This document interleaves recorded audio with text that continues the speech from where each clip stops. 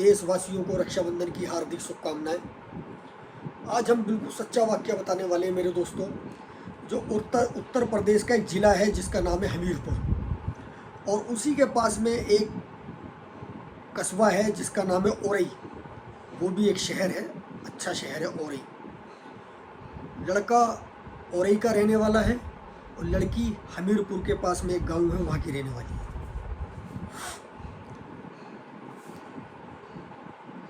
लड़की के माँ बाप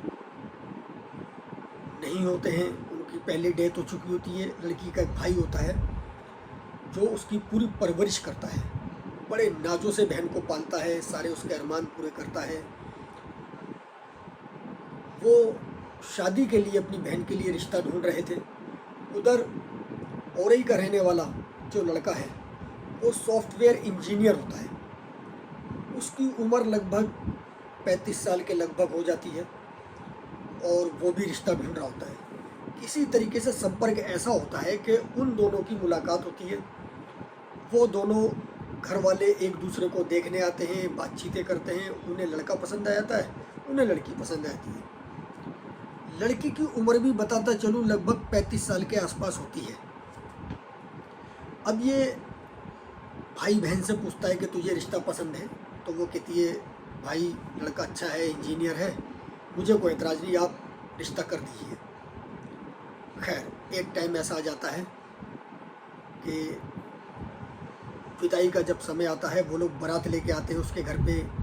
बड़े धूमधाम के साथ में बारात करी जाती है, सारा लेन देन होता है, खाना होता है, बड़े सुकून से सब खाते पीते हैं। अब वो बारात की रुखसती करके अपने घर जब लड़का लेके जाता है दुल्हन को, तो उसे कुछ अपने ऊपर ऐसा महसूस होता है, ऐसा डाउट होता है कि यार मैं अपनी वाइफ को सेटिस्फाई नहीं कर पाऊंगा। वो कुछ अपने शरारती दोस्तों के पास जाता है, उनसे बातचीत करता है और बातचीत करने के बाद सीधा दुल्हन के कमरे में आता है। दुल्हन के कमरे में जब आता है, दुल्हन इस चीज़ को देखती है। उसने कोई चीज़ खाई, खाने के बाद वो दुल्हन के पास आता है, थोड़ी सी बातचीत करते हैं। उसके बाद में वो अपनी पूरी सुहागरात की प्रक्रिया शुरू कर देते हैं और वो पूरी रात दुल्हन के साथ में हैवानियत, मतलब दरिंदे जैसे दरिंदे होते हैं, इस तरीके से उसके साथ में सुहागरात मनाता है। उसने एक दो बार मना करने की कोशिश भी की तो उसने उसको 2-3 थप्पड़ मार दिए, लेकिन वो ये सोच रही थी कि मैं किसी रिश्तेदार को बुलाऊं, किसी को कहूं तो। लेकिन लोग, ये देखिए प्रक्रिया होती है सुहागरात की, लेकिन ये जानवरों जैसा बर्ताव करना ये कहाँ पे है। खैर वो इस चीज़ को बर्दाश्त करती है। उसके बाद में सुबह को लड़की की कुछ हालत ख़राब होने लगती है। परिवार वाले जो है उसको पास के ही जगह एक छोटा सा क्लिनिक होता है, वहाँ से छोटी मोटी दवा दिला के उससे उल्टी आने लगती है, दवा दिला देते हैं। फिर अगली रात आती है, अगली रात को भी वही दरिंदगी इस्तेमाल करता है उसके साथ। उसके शरीर के साथ में ऐसे जैसे जैसे कुछ जानवर खेलता है। अब जो काम करना चाहिए, जो नहीं करना चाहिए, सब तरीके से वो कोशिश करता है करने की। खैर उसकी हालत और बिगड़ने लगती है। अब आ जाता है तीसरा दिन।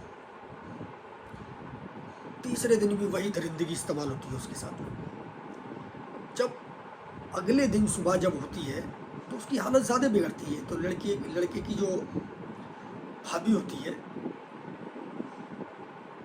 वो लड़की उसको बताती है कि ऐसे ऐसे मेरी भाभी तबीयत ख़राब हो रही है और प्लीज़ मेरे घर वालों को फ़ोन कर दीजिए।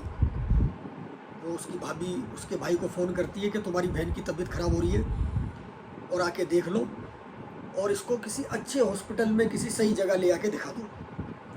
भाई सोचता है यार बहन तो मेरी बिल्कुल सही थी, कोई बीमारी नहीं, उसको कोई परेशानी नहीं, आखिर हुआ क्या। खैर वो भागा भागा आता है और बहन की जैसी हालत देखता है, वो कहता है इसको हो क्या गया।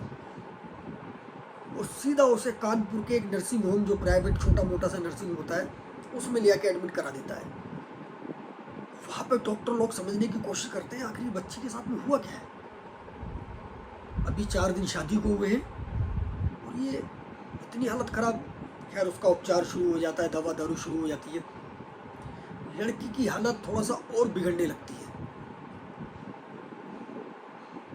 लड़की की भाभी जो होती है, उसके भाई की बीवी, वो कहती है मुझे ये तो बता, तू सही गई थी, सब कुछ सही था, आखिर हुआ क्या? तो वो पूरी घटना अपनी भाभी को बयान करती है कि भाभी ऐसे ऐसे ये कमरे में आते थे और कुछ स्वास्थ्यवर्धक गोलियां खाया करते थे और उसके बाद में मेरे साथ जानवरों जैसा व्यवहार किया करते थे। मैं मना करती थी, मुझे मारते थे। इन्होंने लगातार 3 रात तक मेरे साथ में जानवरों जैसी बर्बरता का इस्तेमाल किया है। बताइए उस नन्ही सी जान में क्या गुजरी है, तो वो भी औरत। ऐसा क्या था? आप किसी डॉक्टर से जाके मशवरा कर सकते थे कि डॉक्टर साहब, मैं मतलब इस काम के लिए तैयार हूँ या नहीं हूँ।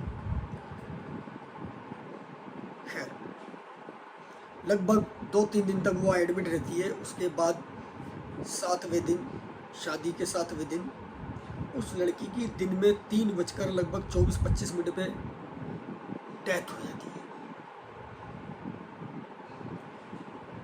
लड़की खत्म हो जाती है। अब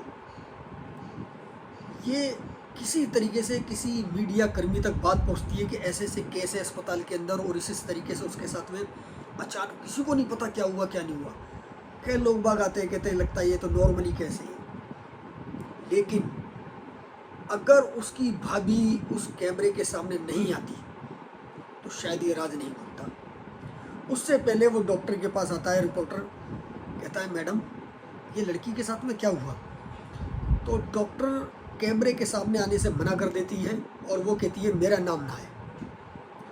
तो उसको लिखित रूप में ये बताती है कि ऐसे ऐसे इसके साथ में ऐसी बर्बरता इस्तेमाल हुई है जैसे 8-10 लोगों ने इसका बलात्कार किया है। रिपोर्टर सुन के परेशान हो जाता, दंग रह जाता, ये क्या है? हम तो समझ रहे थे कि नॉर्मल सा केस ही है। तो खैर वो सब कुछ उसको देती है। ये मीडिया में केस उछलता है, बहुत हाईलाइट होता है। उससे पहले, उछलने से पहले उसकी भाभी कैमरे के सामने आती है, पूरी कहानी बयान करती है। खैर लड़के वालों का तो ये कहना है कि ऐसा कुछ नहीं है, लड़की की तबीयत पहले से ख़राब थी, बीमार थी, इन्होंने बीमार लड़की हमारे पल्ले बांध ली। लेकिन अब ये कानूनी प्रक्रिया शुरू हो चुकी है। लड़के ने